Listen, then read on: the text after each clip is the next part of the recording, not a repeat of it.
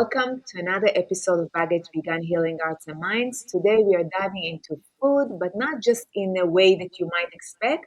We often hear about nutrition as a tool for physical health, but what about its impact on our mental, emotional, and even spiritual well being? Joining me is Cat Dillon, a trauma informed holistic nutritionist, a former professional chef. Kat helps women heal their relationships with food by blending wisdom, science, and somatic healing practices. Welcome, Kat. Thank you. So happy to have you here. I know I was trying to get to interview for a while. Thanks so much. I'm so happy to be with you. Thank you. Before we dive in, I would love for our listeners to hear a little about you in your own words. Can you share what led you from being a chef to a holistic nutritionist and trauma work, and how your personal journey shaped the way you help women heal their relationship with food today? That's such a great question. Tammy is so multidimensional, and I'm afraid I'm going to have to really age myself because there's so much that really comprises my story. But I'll give you the short answer, and that was really, I majored in nutrition in school and I minored in dance. And it was really my dream to help dancers in my dance company really heal and enjoy food and not restrict and have this really distorted body image situation happening. So I found that whilst I was in school studying nutrition, I kind of mirrored those patterns myself, learning how to, learning the science of calories and food breakdown. And I found myself more obsessive and compulsive with that I really, just to give you a little bit of a background story, is I used to count calories on the little yellow sticky notes. And, I restricted my calories to make sure I didn't gain weight. And it wasn't until I was just completely exhausted from dancing and teaching my aerobics classes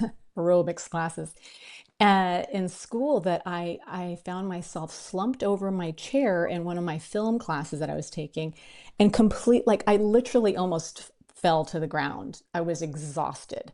And so that was sort of the straw that broke the camel's back and thinking am I really in the right place? And when I graduated, I really confirmed that because the clients that I kept seeing were all about, I want to change, my body. I want to change, it wasn't about, I want to heal a relationship with food. I want to, be stronger, but I just wasn't happy. So I switched my life actually, and I went through my second passion, which was culinary arts, and went to school for um, cooking, French traditional classic cuisine, and then pastry in Vancouver, Canada.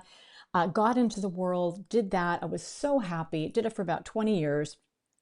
And then I realized, holy crap, I'm now on the other end of it where I was, working late nights, high stress situations, not really taking care of my body, eating healthy, but still eating a lot of sugar. I was stressed out. I was drinking triple cappuccinos and having panic attacks. I had eczema all over my body.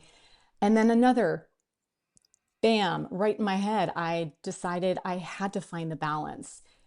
This was not my personality. And so I made another shift, and that was to holistic nutrition, trauma healing, and really getting more of the spiritual aspects of the way of being into healing the body, not just for the physical, for the outward appearance, which can be great. Don't get me wrong. I'm not about not improving the shape of your body. That's great, but more of a relationship and a real comfort in a relationship with, I like to call it, I heard it once and it always resonated with me, the communion of your relationship with food, how you communicate, how the food communicates with your body, and how you can communicate with your needs and desires and pleasure, still keeping the pleasure of food in the situation.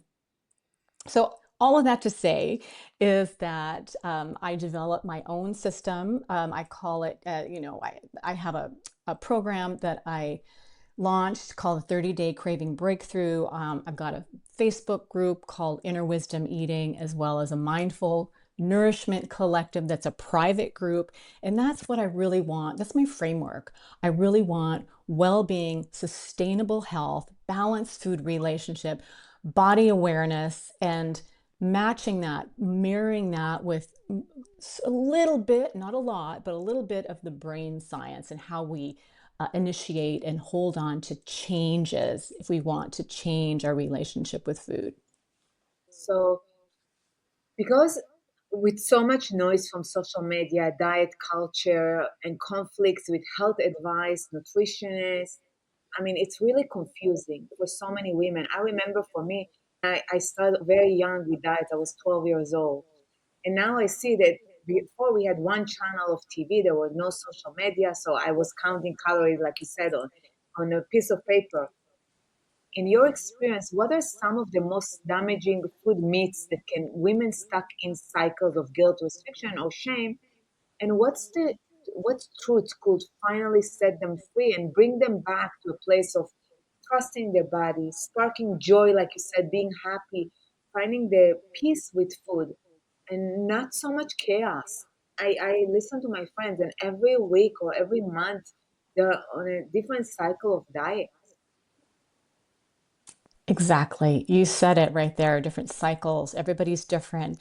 There is no true way of eating for everyone. We are all uniquely designed. We're all, initiated from certain areas of the world that eat different things. So, how is it that now, ancestrally, our ancestors ate more of a high carb diet, and we're now gonna like bombard ourselves with high fat and high protein?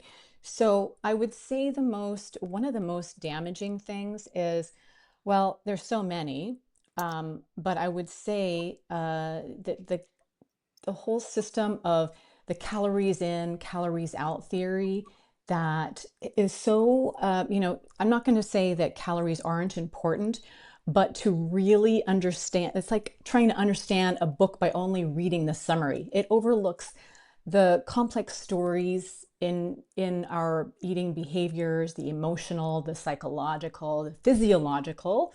As we said, everybody needs a different way of eating, but we don't really address things like emotional regulation and using food as coping, right? Like we, food can become a system of really what we're looking to cover up and not feel strong emotions that we're not uh, comfortable with.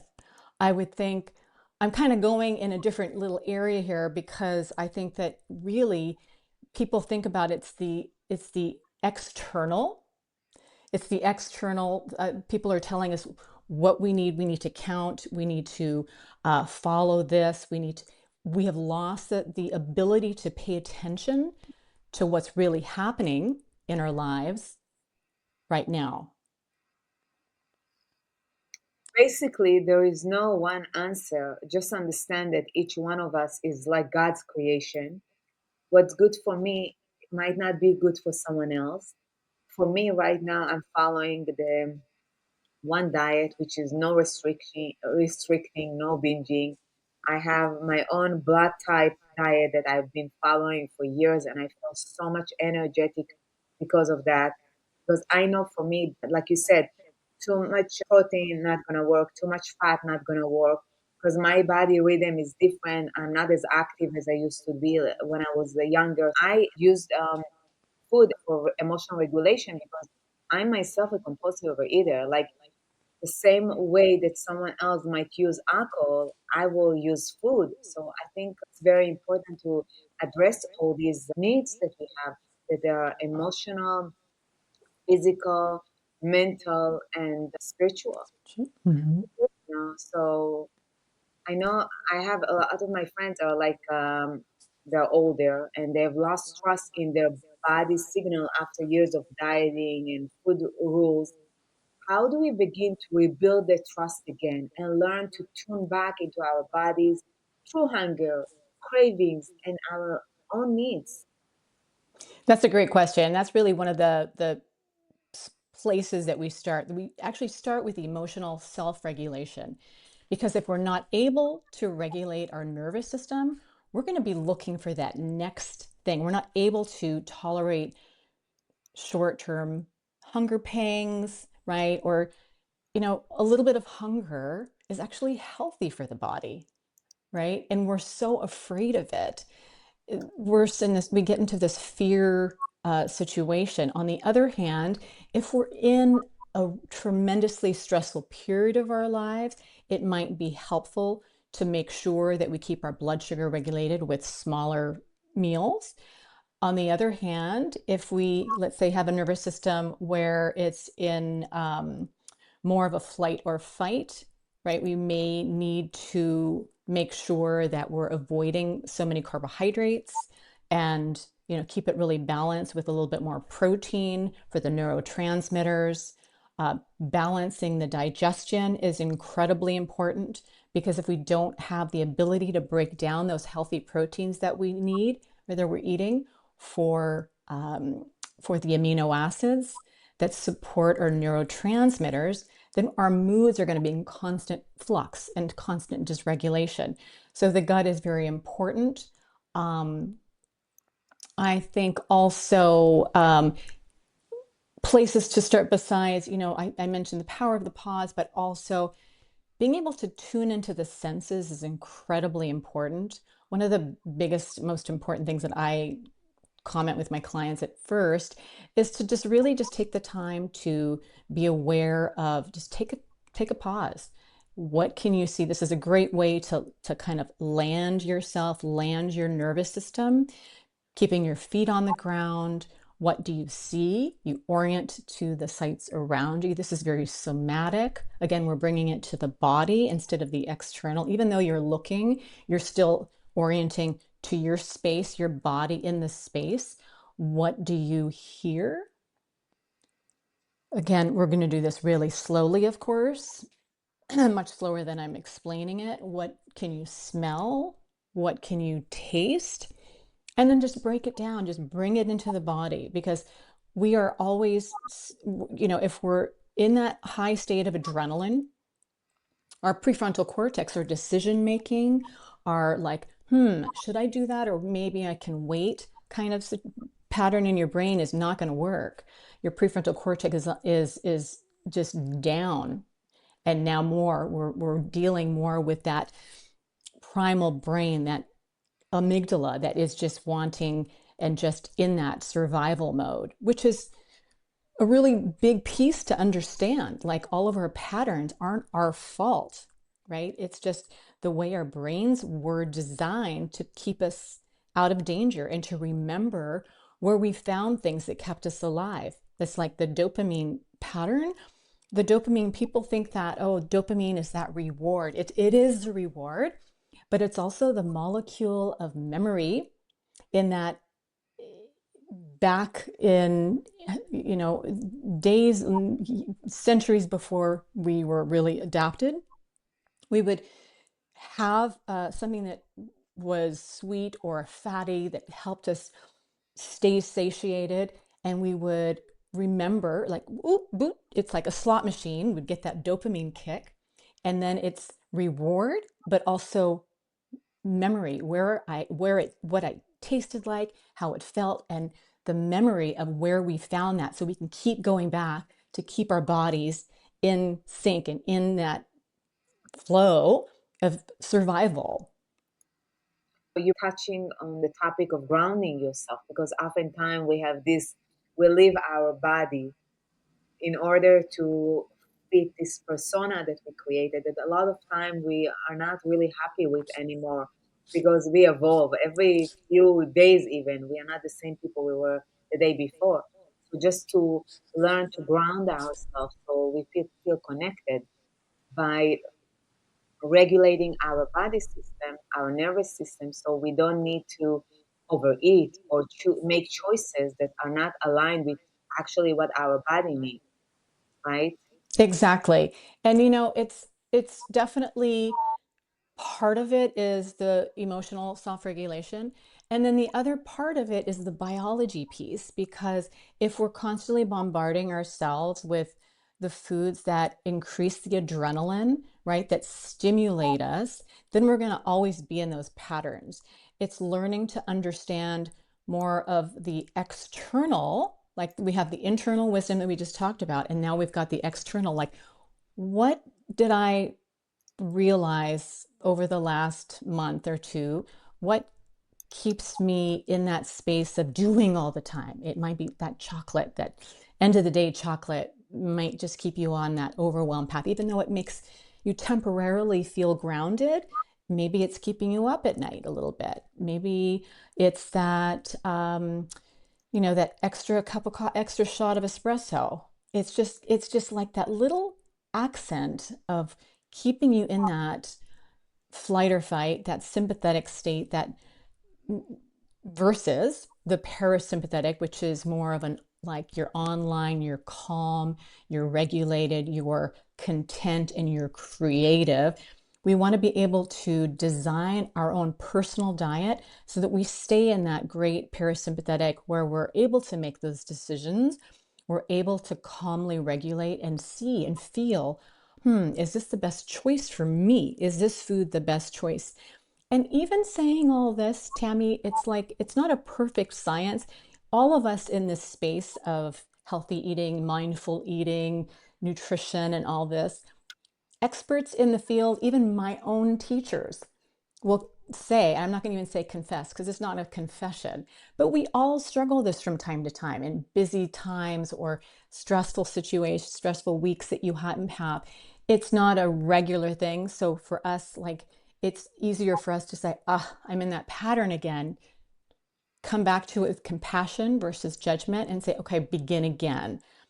Whereas before, like the beginner's mind or the beginner in this whole quest for more mindfulness and more regulated ways of eating might binge or overeat or have these over desires for something and judge themselves and just say, forget it. I blew it and I'm just going to just start next week. Right. And then judge themselves. And that judgment only makes it harder. That judgment becomes almost an addiction in itself. I love the word addiction because I learned so much over the past year about that word addiction. It's not, only heroin and alcoholism and even, some other types of addictions, shopping, for instance. But what it means is really continued use despite adverse consequences. So we all have these little addictions all the time. It does have to do with that fix, but it also has to do with the more we do it, the more our body keeps doing it. So briefly giving yourselves those breaks, even though okay, tomorrow I might do it again, like I might eat that uh, muffin or something that you're not really, doesn't really agree with you, doesn't make you feel great, but you always feel like you have to have it. Giving yourself 1 or 2 days and decide, okay, if it doesn't work, if I don't feel any better, I can always do it. I can keep doing it later. But if you give yourself that break, it's like a mental, it's like going to the gym for your little addictions. It's practicing uh, bringing in more space, bringing in some compassion as to really what is helpful for you and your nervous system and your digestion and your blood sugar and your whole your life and your mood. Give yourself that time to see, to feel, and to explore what those triggers are, the behaviors, and the results that you're getting from them. Because it's always that. It's always you. We always have a trigger. We always do something because of it, and then we're getting something from it. So if we give ourselves just a couple of days, just like a little N of one situation, it's like a little experiment that you're doing on yourself. And like, okay, we'll see what happens in a couple of days. I can always go back to my thing and explore that. Write it down. Like, what was the trigger? Habit. It could be a habit of like you always do that time. It's time. Time was your trigger, your behavior. You ate the thing. And then the result, it's always a result. And you figure out, okay, what did I get? What did I get immediately?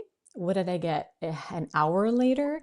And what did I get a couple of hours later? There's always like diminishing returns if you really pay attention. And that's the key, is to really have and learn to be more aware. Because if we were taking the time to be more aware, we would do these things less.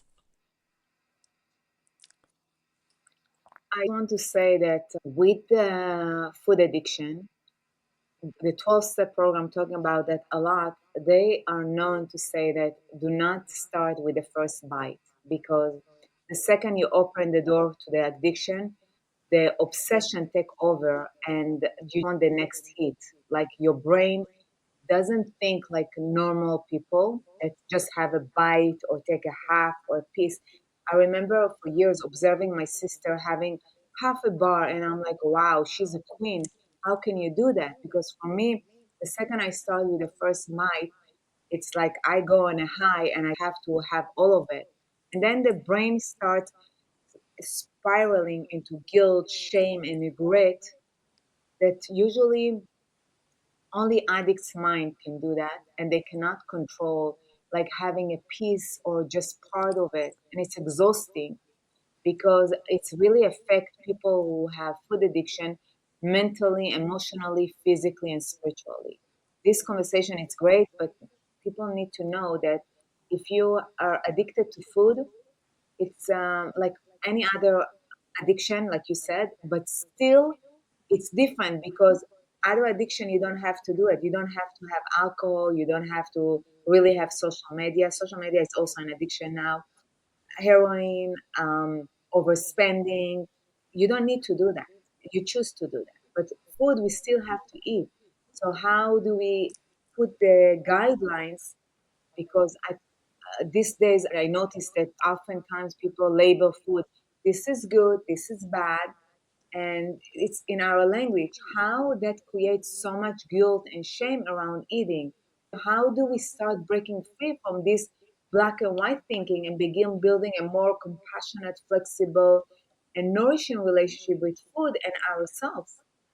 Okay, great. I just so want to talk about this.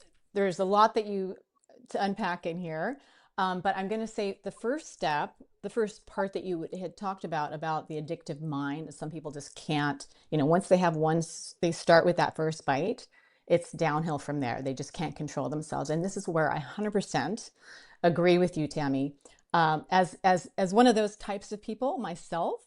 Um, there are certain people, I would say that would be more of the biologically dependent and biologically like um, high reward stimulating people with ADHD. It's like this camp of people that are highly susceptible to that once they start situation. So I would say, yes, there's that. And there's some people that are just habitual seekers, not so much the biological situation. So I would say to honor that. If that's you and that's me, that's how I just had to stop completely eating the breads, maybe not so much the grains, but the processed bread, the pasta, the pizza and things like that. For me, Tammy, once I'd start, like my husband and I would go to dinners, like for the bread. you know I mean, we would, and I was at that time that I was eating that way, I was highly active. It has nothing to do with if I'm it does have something to do with a little bit, but the point is it's not a healthy way to eat, is to overconsume all that bread.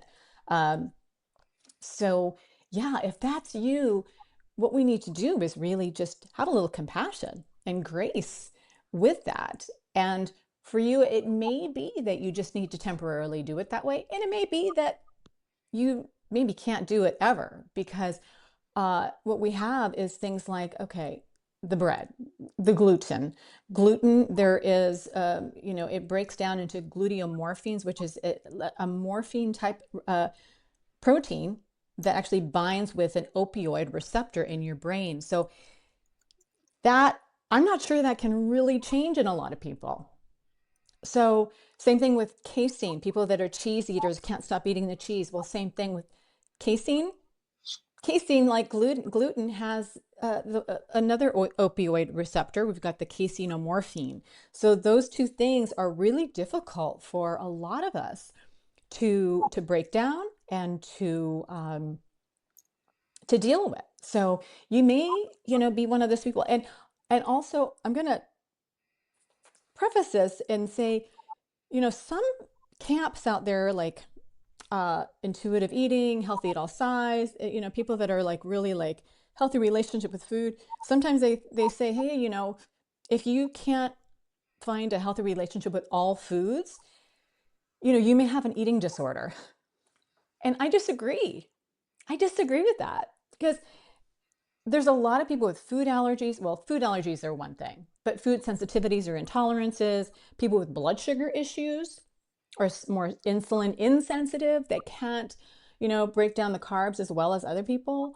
And you're telling them that, if you feel like cake, you should eat it. It's like, let's talk about who, an individual, if that's right for them. There's some people that can do that, absolutely, and have, from time to time and eat, pizza, pasta, things that make them feel, if that, if that is a, if you feel content with your energy, with your digestion, and with your mood afterwards, then go for it.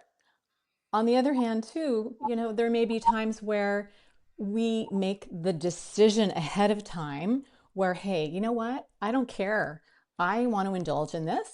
It's a one-time situation every, I don't know, whatever time span it is between the last time. And that works. And you made the conscious choice to like, hey, I'm going to enjoy this half a pizza with my friend. And I know it's not going to make me feel great, but I'm okay with it because this time is okay because I'm going to enjoy it and I'm going to reap the consequences.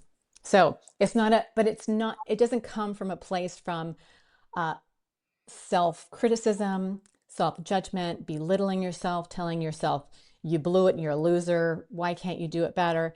But but that's the difference is that with being curious and being, making the choice yourself, it's a bit different than like not having a plan and just deciding to go all in without realizing that, hey, I'm not in control. So basically, we're talking here about having the awareness, knowing who we are, where we start, where we end, not comparing, not contrasting. Each one of us is different. Like we talked before, we are God's creation. And to believe in ourselves and not so much seek outside to look at the outside, what other people are doing, it's actually to know who we are and what works for us. Because so often we turn to food to numb, distract, or fill emotional voids. We talked about it. And honestly, that's how my own complicated relationship with food started. I remember when my father passed away, I was 14 years old, and the binging started. It became like a way to avoid feeling my feelings. So, for someone stuck in that cycle, using food as a comfort or escape, how can they begin to get curious about what's really driving their eating patterns? And more importantly, how do they start shifting from mindless eating, the binging, to choosing something that actually feels nourishing emotionally and physically? That's great. That's a great question, Tammy. I would say, first of all, I want to say, I'm sorry for your loss. That's very painful. And especially when, it's so painful that you're looking to other areas to extinguish that pain with food.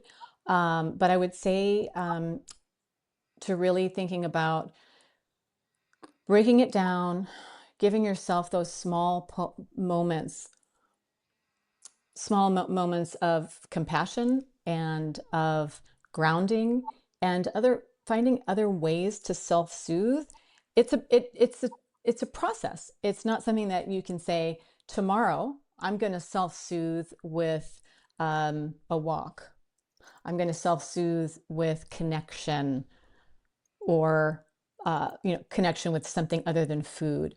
But it's those small efforts of trying, being able to be grounded enough right? We're never going to be grounded completely, but grounded enough to be able to take that next step and find something else that can nourish you. And it doesn't have to be something nutritional. It can be another type of food. It could also be sitting in silence. It could be stretching. And one of the things, there's a whole host of things. One of the things that I like to do with some of my clients in my groups is to take the time in a group setting. It's nice because you're kind of forced to do it. If you can plan to do this as an individual, is to take a few moments and write your own self-nourishment menu. A menu of things that you can do for yourself that maybe takes 10 minutes. Maybe 10 minutes of a meditation on, I love these apps like Insight Timer. You can find yourself a playlist. They even have playlists for people that are dealing with cravings and dealing with unfelt emotions or strong emotions and grief. Like you can pull up the word grief and you'll find 10-minute meditations on grief, like endless. And so that's some of the things. I mean, I still do that if I wake up in the middle of the night. I know it's a really bad habit of mine that I'm trying to break, is keeping the phone at the side of the bed. I would say we can get in a minute, we can talk about this. It's a terrible habit, but I will turn on my phone and find a meditation. It'll makes me go right back to bed, back to sleep.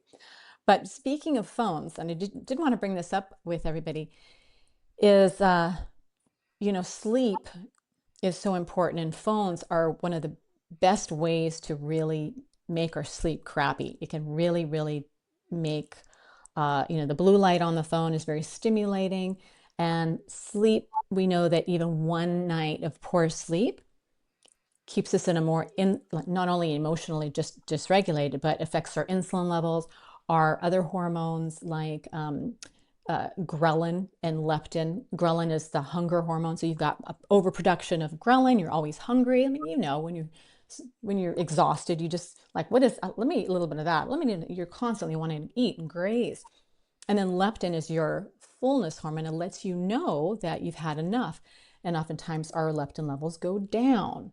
So keep eating because we're not getting the message to stop.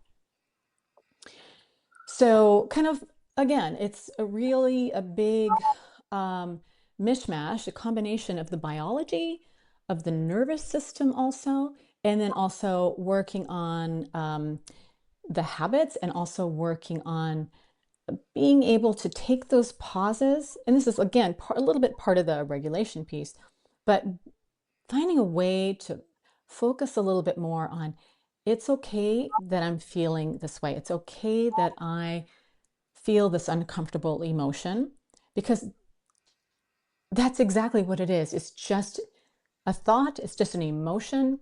It's not going to kill us that we have these thoughts that are uncomfortable. And if you can just be with those thoughts like a ripple, like a bit of a wave, like I really like to, you've probably heard about this through other practitioners, but like riding the wave of discomfort and riding the wave of, tolerance to feeling what you're feeling or thinking what you're thinking. As you remember it, in the past, we're not thinking the exact thought we were having yesterday at this time that was really irritating. It went away, right? It eventually will go away. Absolutely. And I had a professor that used to say, every 10 minutes you can choose again what you want to be. In the 12-step program, oftentimes they say every day, every hour, you can start new. 24 hours is not forever. And one of the tools that I love the most and helped me, it's the prayer, meditation, which these are the times that I actually get to pause and I don't need to stay in the mind chatter that tells me all these lies about the past. A lot of times those thoughts are not true anymore because we evolved and we are oftentimes in process. The thoughts are not true anymore. The other thing that helps a lot is writing down our emotions. One way to relieve mental and emotional baggage, you just journal, and I have been doing it for years, writing 3 pages and just throwing them away to the garbage because this is the mind chatter that you wake up in the morning and it's not serving you. Another thing that I love is using the phone. We talked about it as a negative tool not to use first time in the morning, and I agree with you.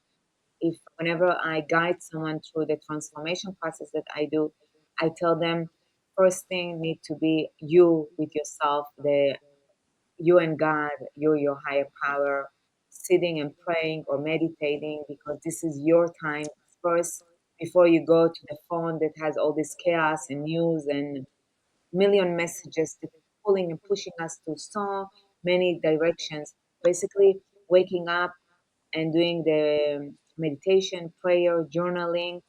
Then you talked about working out. It's a great way to release all these emotions and thoughts and actually get new ideas.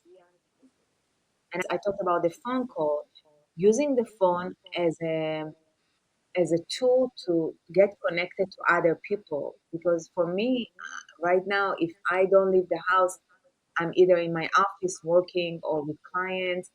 I'm preparing topics, my podcast, another book is coming up. So I'm isolating. So for me, the phone is a tool to communicate with other individuals, to see who I can help, how I can be in service to someone else. And this is one of the tools that helped me a lot, and I still use it. I know you love talking about chakras and healings because last time we talked about it. Something I also guide my clients through when we are working on transformation and reprogramming the subconscious mind, where we have all these stupid ideas. And it's incredible how, when we release all patterns and emotional baggage, people not only feel better emotionally, but often they lose weight naturally in the process. I wanted to ask you, how do you see this energy system connecting to digestion, metabolism, and emotional health? And how can women start working with their energy bodies to support true healing from the inside out? Oh, I love that. I love you're speaking my language. It's so funny because I have my mindful connection nourishment collective. I wanted a framework with that. And so I use the seven chakras. So every month that we go through is a month surrounding each. We just dive in to the physiological, to the emotional, to the spiritual. And it's such a great point that you bring up, the being able to uh, not just release, but go in there to each of the chakras. And we all have imbalances here and there. We've got, we're stronger and weaker in certain chakras, but to be able to nourish each of the chakras, nourish with the food, nourish with the behaviors. Ask yourself these questions.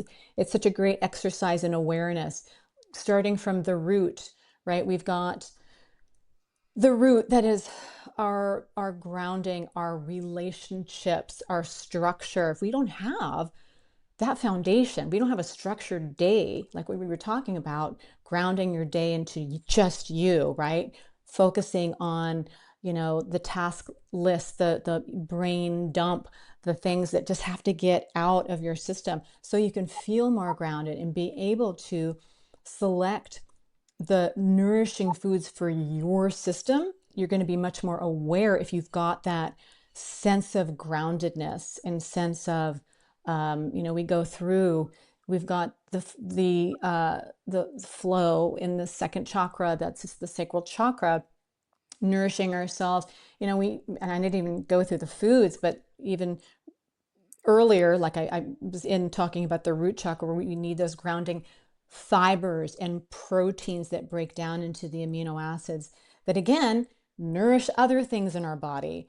Uh, Fiber is also able to balance that next chakra, the flow, with the hormones. We need those fibers to send exogenous hormones, the extra estrogen that we get from the outside world, out of the system so they can bring new hormones back in.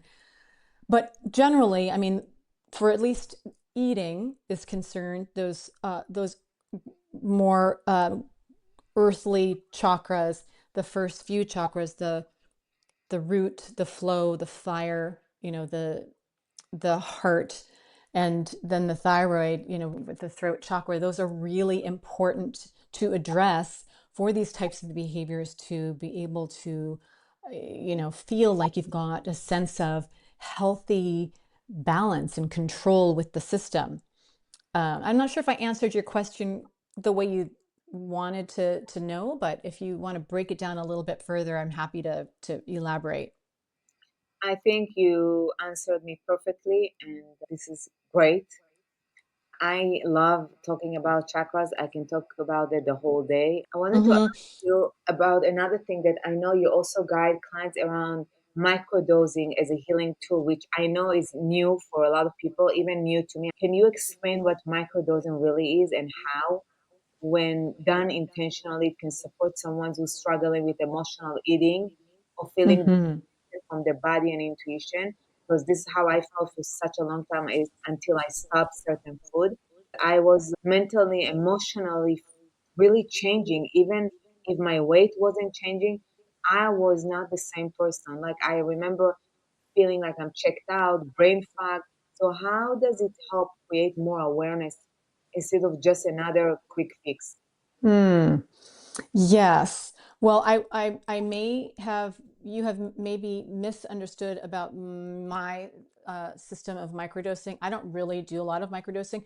However, I do help people with their, let's say if they're looking at metabolism or cravings for food, looking at things that may act in the body like things that hormones in the body, like let's say GLP-1s, agonists, to help the body to produce those on their own. And you don't have to take a drug to do that. I mean, you definitely can make that choice. It's not something that I would do, but you can definitely do that. And then as well to really understand how the brain works and how micronutrients and your macronutrients. So the micronutrients are your other, your minerals, your vitamins, your phytonutrients. Then we've got the macro, which is the proteins, fats, and carbs and fiber. And we make sure that that paradigm, that we're having those balanced for you, and it's really important to know where your deficiencies are, because time and time again I see women with major deficiencies in things like zinc, B12, some in iron.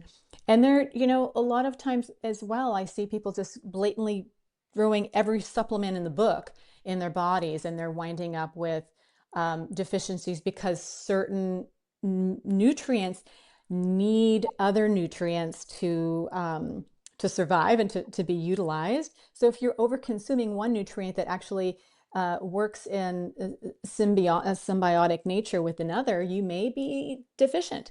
The other thing is, when we're talking about brain, let's say brain and mood, things like omega-3 fatty acids, knowing if your fatty acid intake is where it should be. Some people are consuming way too many seed oils, or maybe they eat out in an abundance and they may be consuming too many uh, omega-6 fatty acids. And please, we do need omega-6s, just not in an excess. So it's important to know what your balance is for omega-3, omega-6. It should be around a 4-to-1 ratio, 6-to-3. And we're seeing in the abundance of over 30-to-1. So that's a lot, way, way too high.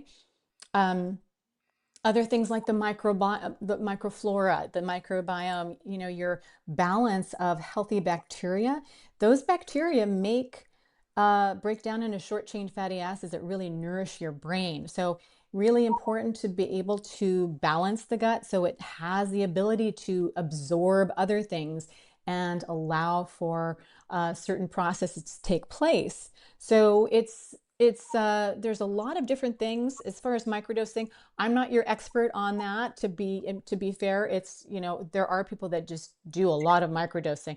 I really believe in putting the tools into the body, the materials, so it actually, because it knows the body has an intelligence of its own, so that you can allow that intelligence to flourish and to be able to, you know, have, especially with those neurotransmitters. That's key, the neurotransmitter balance. I can tell you about myself. I have been taking by mistake magnesium that had vitamin D, and I will fall asleep and wake up at 4 a.m. for months. And only last week, I'm like, let me read the nutritionist values, and there was a vitamin D inside the magnesium. I'm like, no wonder I'm waking up at 4 a.m. I stopped, and now I'm sleeping throughout the night. Interesting.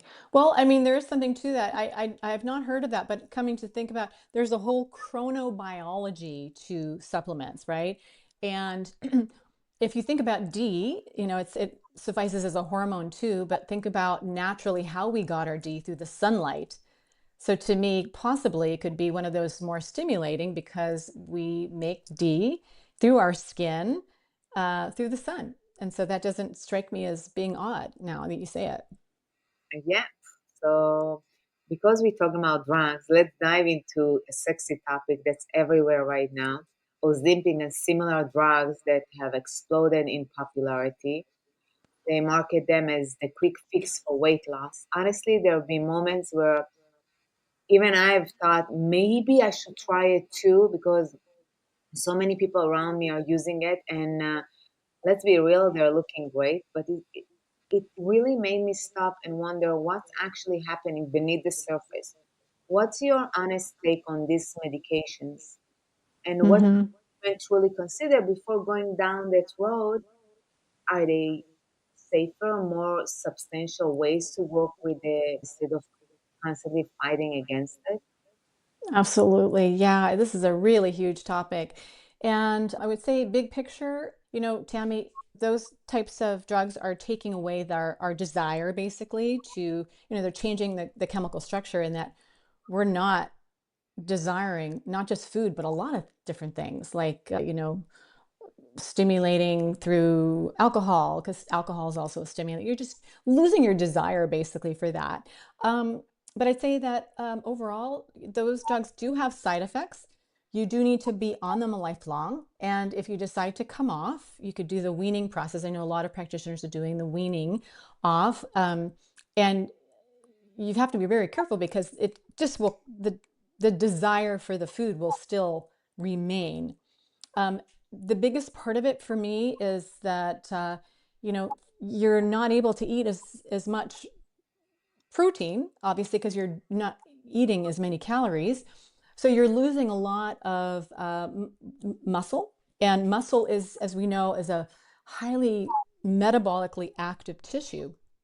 And especially as we age as females and as males as well, but mostly females, we're losing that at a rapid rate after 40. So do we want to lose muscle and bone? Because if we're not activating that muscle, we're also losing bone Mm, because we move our muscles and we're moving the bone, we're activating the bone. So it's kind of the same situation. So overall, I would say, it would, for me, it would have to be like if it was a family member. I would say this family member, if they're on their last legs of trying, struggling, and failing on, struggling with their nourishment and health, and they've got disease the next step, or they also have heart disease or also have diabetes and the whole nine yards, I'd say maybe consider it. But if you're the kind of person that just does struggle with their eating and patterns of overeating, binging, and things like that, there are other things like the things that I mentioned earlier. And, um, I would say that a lot of people really forget about the power of training your body as well to have more muscle, that A, your metabolism is moving much more. B, it keeps you focused on the health of your body, and that's the bigger focus, right? The most important focus is health and nourishment versus loss of weight, and that will take care of itself in that department. And then also, working with that nervous system, very key. Uh, I'd say that we're also, another thing I wanted to mention was the things that I work with that are helping the body to produce its own GLP-1, which is the one thing that is helping us to modify our hormones and eating habits. So it's not, there's a lot of things out there on the market. There's probiotics, some specific probiotics are really key in helping GLP-1. Um, Eating the fibers that help nourish the bacteria. So there's a lot of other things to do before considering the drugs that we're talking about. How can our listeners find you, Kat? Oh, thank you, Tammy. Yeah, it's my website is my name. It's catdillon.com, CATDILLON.com. And start there, or you can, I'll always have a lot of resources on my website. As well, you can go to my Inner Wisdom Eating free Facebook page, and that is a group. It's a private group there. You can get all the information there on how to join my paid membership. But if you want to start there, you can get some guidance and as well be on the wait list for the next 30-day craving breakthrough. I love to talk about food, and you were very helpful. I'm going to put all your information in the show notes so people can find you easily. So thank you so much. It was a great conversation. Thank you, Tammy. Thank you. If you're curious and want to dive deeper, you are in the right space. I ask you to look within for all the things that you want to do, be, and have. Join me at the Baggage Began Healing Hearts and Minds podcast with new episodes every Wednesday as we discover the path towards healing and transformation.